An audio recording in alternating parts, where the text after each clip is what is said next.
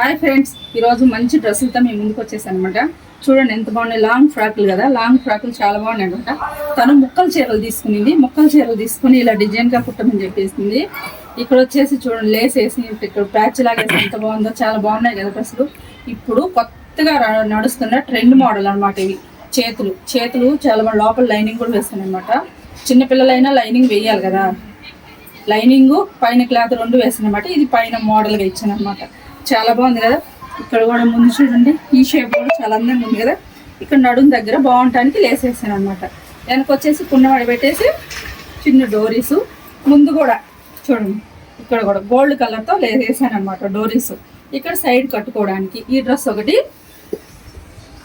ఈ డ్రెస్, ఈ రెండు అక్కలు చెల్లెళ్ళు అనమాట. చాలా బాగున్నాయి కదా, చాలా బాగా వచ్చింది. వాళ్ళిద్దరు ఒకే హైట్లో అందంగా ఉంటారనమాట.